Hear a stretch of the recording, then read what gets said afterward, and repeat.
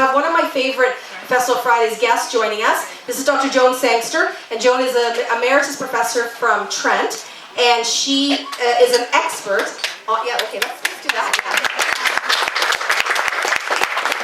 Joan is an expert on Ontario labour, on women and the law, and a bazillion other things, farm women, and really women and labour. Is that sort of the basis of your research and your work, Joan? Yes. Great. And so, one of the big articles that got Darcy going and was your article about the Tilco strike and the women, right? Right.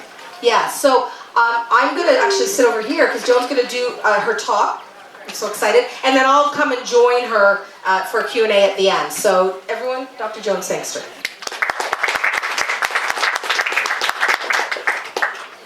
So thank you. First of all, thank you to the Labour Council for sponsoring this. Is there anybody from the Labour Council here? There have been people, yes. Good. Welcome, and thank you. And thanks to Darcy and the Fourth Line for doing this play. And thanks for Darcy in his talk for acknowledging my research that he used, because it's not always an acknowledgement historians get, but we're very happy to get it. He used this article I wrote on the Tilco strike, and I have a few copies if anybody wants the detailed version of the ins and outs of the strike. Just come up to me afterwards because I have some extra copies. That's great. I would love one. So I want to talk about three things. Women, the labor movement, and the law. And all of those are intertwined in this story about Tilco. Now, Tilco happened in Peterborough. It's very much a Peterborough story in some ways, but it could have happened almost anywhere across Ontario and maybe even across Canada, because it was a microcosm of things that were happening in the 1960s in terms of those three things: women, the labor movement, and the law. It's very much a story that changed as it was told, too. It was a strike of some very brave women against a resolutely anti-capitalist or capitalist anti-union, absolutely anti-union employer. But as it was told over time, it sort of changed, and even by the time of the court case that emerged out of it, it also became a story about brave men going to jail. So, and women kind of got lost in this story. And in fact, when a royal commission was set up as sort of a sop to the labor movement about a key thing in the strike injunctions, not one woman striker testified before it.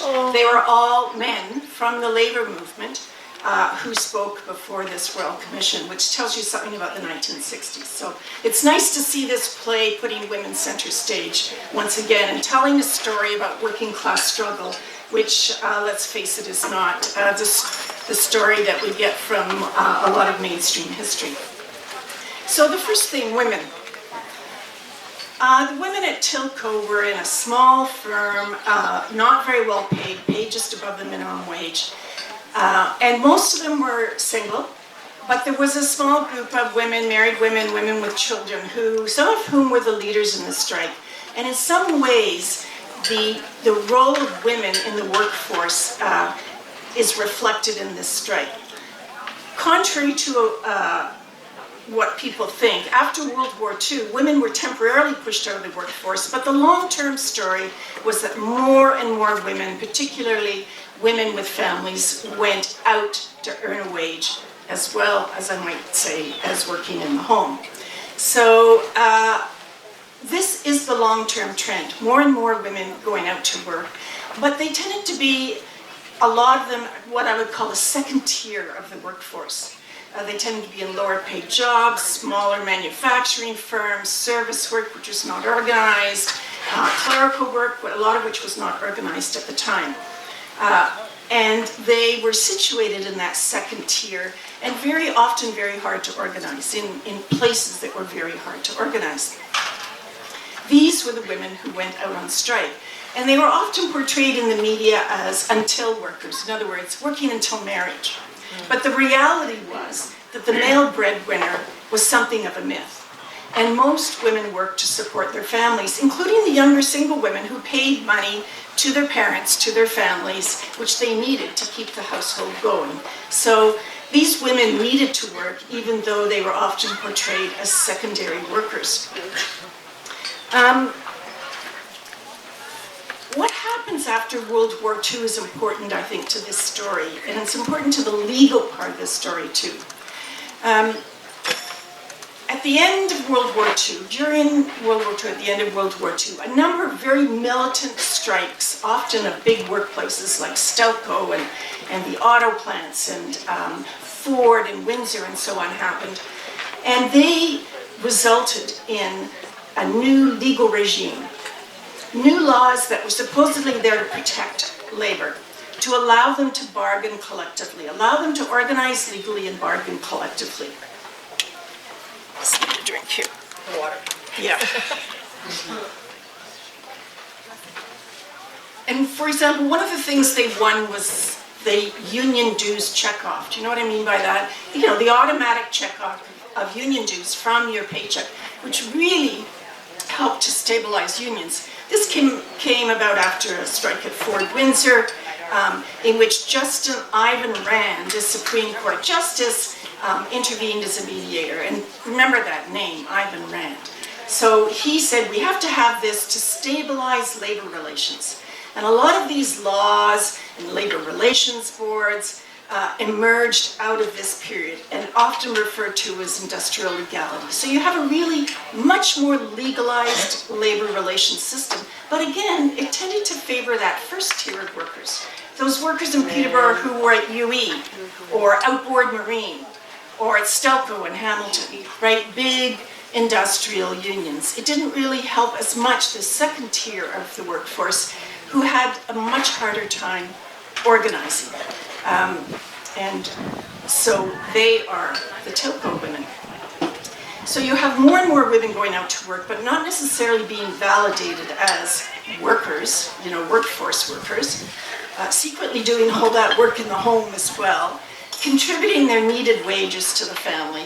And then you have this changing legal regime that appears on the surface to be much more sympathetic to labor.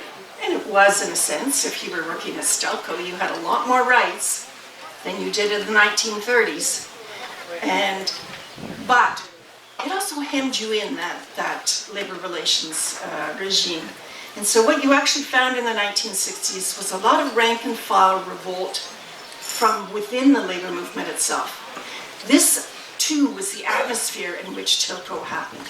You had a lot of ferment, especially from younger workers, you know, who were not working in the Depression. They came to work much later. And what they found about all these laws was they were actually quite constraining. The best example I can think of is, you know, you could never go on strike during the course of your collective agreement. That's a wildcat, right? It's illegal. Companies wanted to sue unions when they did that. But in 1965 and 1966, there were hundreds of wildcats across Ontario and Canada.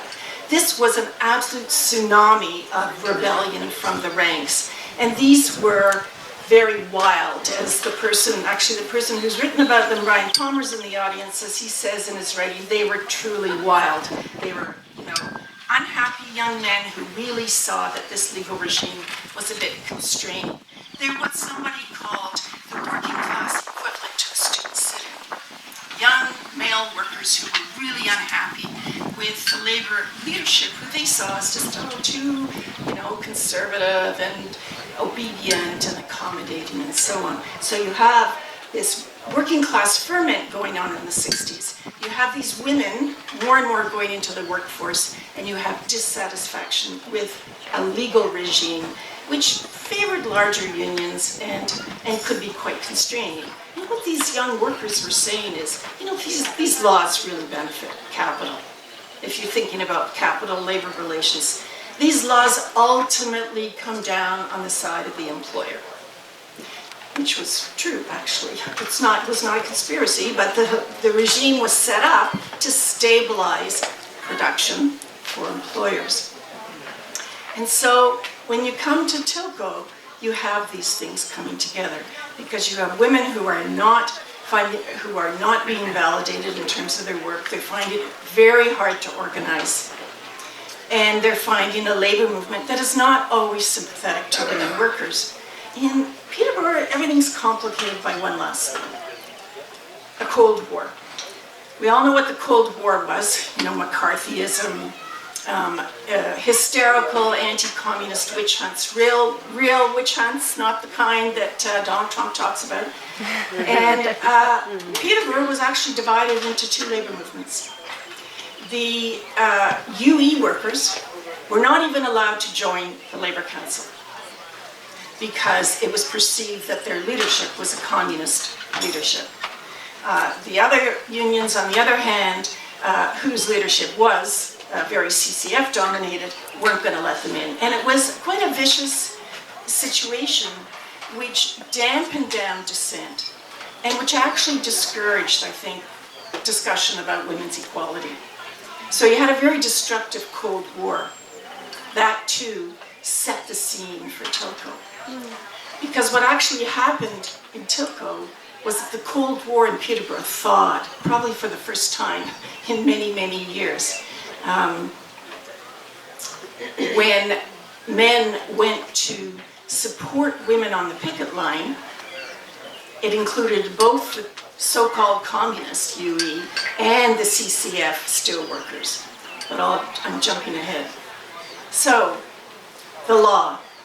One of the worst things that the labor movement hated about the legal regime were injunctions.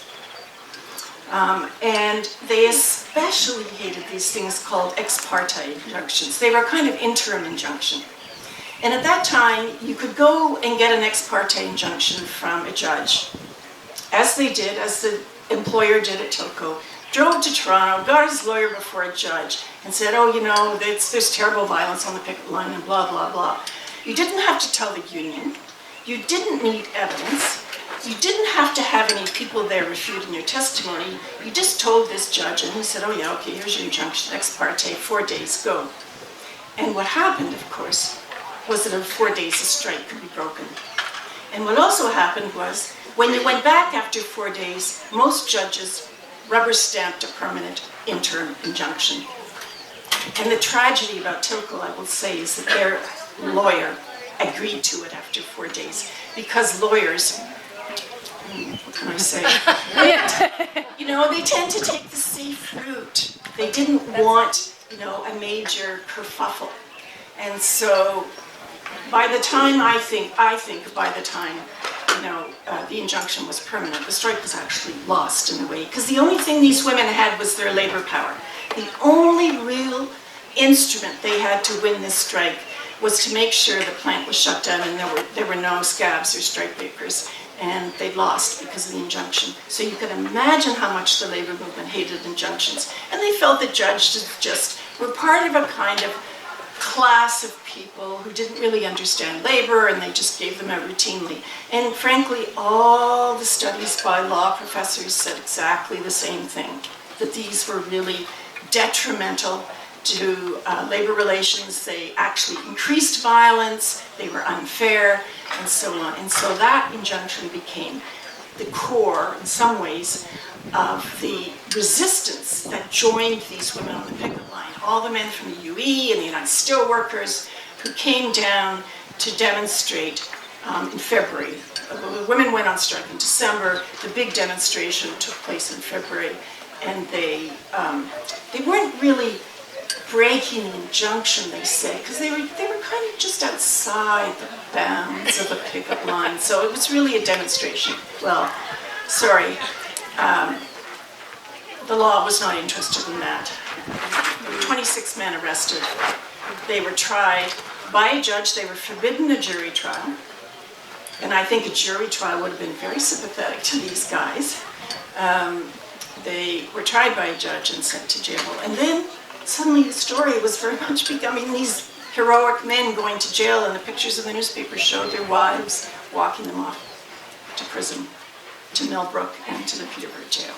And of course, the strike was lost, ultimately. It was a long strike, it was lost. But to me, it's a fantastic, dramatic moment, and I'm sure I haven't seen the play. I'm hoping it will be a very dramatic rendition of all these themes I'm talking about. You know, women finding their voices, the labor movement getting just a little fed up with the labor and legal regime, which hems them in and gives more of the power to employers, and an employer who really was kind of a cowboy capitalist, Neanderthal, who just hated unions and was going to do everything in his power not to have one. And maybe I'll end there because I'd love to hear questions, but I will say one thing.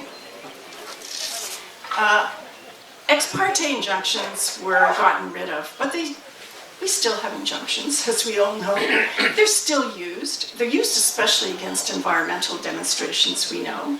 We still have a second-tier workforce, temporary foreign workers, many racialized workers, and we still have a labor relations regime that often makes it very difficult to hire this second tier of workers. So I don't want us to think that those were the bad old days and now everything's solved, because unfortunately it's not true. Thanks, Joan. Thank you so much.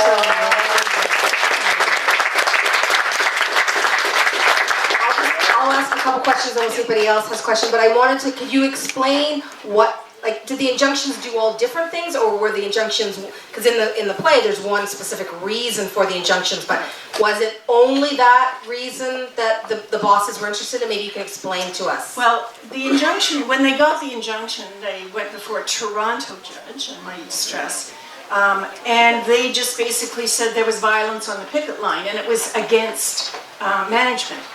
And they claimed there was violence done to the plant and so on. But you didn't have to present any evidence. Right. You just... So, and this limited the number of picketers. Yes. So, before an injunction was got, you could have everybody out in force, and it was more intimidating for people to cross, scabs to cross, such. Yes. And then after the injunction, they limit the number of picketers. This is it, the key to it. It's key because then you bring in strike breakers. And, you know, it works. It had worked in Oshawa the year before, actually, when the printers went on strike and an injunction was slapped on them. Well, Oshawa, all the auto workers said, well, we're not having that, and 300 people ended up on the picket line, and the printers won. So I think part of the reason that the Ontario Conservative government and a lot of employers wanted to put their foot down was they didn't want any more Oshawas. Right. They wanted to use the injunction to show that these picket lines would be controlled, but it was over. I mean, as soon as you can bring in strike breakers, it's over. You can wait out the strikers, because eventually the strike pay will go bankrupt and all those things that can happen, right? Yes, and in fact, the American head office of the union was telling them to liquidate the strike before they did. Okay. Always unsympathetic American. I want to say one thing tonight, because we don't have it written in the play, but they use the exact wording on the picket signs, and labor is spelt the American way, which is sending everybody right over the edge. But that's part of the thing. Even the Americans didn't even bother to find out how to spell labor in Canada. They sent the signs up pre-made with the American spelling. So you'll see it tonight. We got an email yesterday. We've heard it from a few people. So you folks will know why it is spelled the American way. Tell me about Peterborough in this time, because I'm a kid of the 60s of Peterborough. My dad worked at GE, but there was an unbelievable number of unions in Peterborough at this time. How many exactly? I don't know how many. It was a strong union town because it had a strong manufacturing base. Right? General Electric, Outboard Marine, Quaker, Britain Carpet, a lot of some of the textile mills. Some weren't organized, but some were. So that's why it was considered a union town. Mind you, a union town divided into a Cold War two groups. Yeah, I find that whole thing fascinating. I guess it was you that would have told me about the two groups. I knew what the reference in the play is to 54 unions in Peterborough at this time, and Peterborough still is in a different way because manufacturing. There is manufacturing in Peterborough, but not as strong now. But the Peterborough District Labour Council is very strong. We were getting ready to pitch groups for the show. Unifor is alive and well and tons of business in Peterborough, but probably smaller unions, yes? Yes, well, the shift that happened in the 60s too was that once public sector union people could organize, then public sector unions like PSAC, especially CUPE, organized often women. They became a strong point for women and feminist unions. Actually, CUPE was quite a strong feminist union in a lot of ways, and then they took on a much more prominent role in the labor movement. Right. So interesting. Yeah. So it is Alive and Well and OPSU and all those. They are the sort of some of the big big presence of labor in our region, I think now. I wanted to ask you about the young guys in the 60s who were sort of fighting the old guard in labor. Is it all part of that kind of hippie movement, that swell of counterculture in the 60s, or does it come from a different place? I think it comes from a different and same place. There is some crossover in terms of a youth revolt, in terms of, you know, music and so on. But there's a difference between, you know, some of the students and some of the working class guys. They were mainly guys who were doing these wildcats in unions, and they were, I mean, I have to say, they were wild, and they often took on their union leadership. You know, they'd surround the union office, and in one case in Hamilton, the union leadership called in the police, which was not, you know, a good idea really to do, because they were so scared. So yeah, there's a crossover, because there is a kind of youth revolt going on, but there's different groups of revolt, and this is a very working class revolt. Yeah, so it's different than an intelligentsia revolt of counterculture maybe at that time, but from the same youth dissatisfaction place. Okay, well, those were my questions there. Does anyone else? Yes, okay, I'm going to go here and then here with questions. Yes? Very interesting, thank you.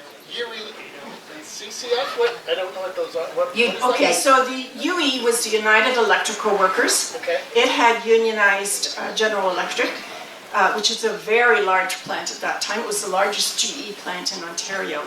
And there was a perception that leaders of the UE union were communist, and some were. Some were. This doesn't mean all the rank and file were communists. It just means that some of the leaders were. On the other hand, the steelworkers, to some extent, their leadership were CCF, which is the precursor to the NDP. The CCF became the NDP. And, you know, in this contest, this political contest, the CCF played a pretty, they played a pretty nefarious role, because they were willing to join with the state in a witch hunt against communists. Now, they think that they were on the right side of history, and the communists were horrible and terrible and blah, blah, blah. But they sometimes use some fairly undemocratic means to get rid of communist leaders and unions. And I'll go to you next. I want to just ask, when you say communism, can it be interchangeable with socialism? Like socialist unions are not interchangeable? We're talking about communism, which at the time was linked to the Communist Party, which was linked to the Soviet Union at the time. That's when you're clear. So it was that hard a line that way? Yes. Okay. Yeah.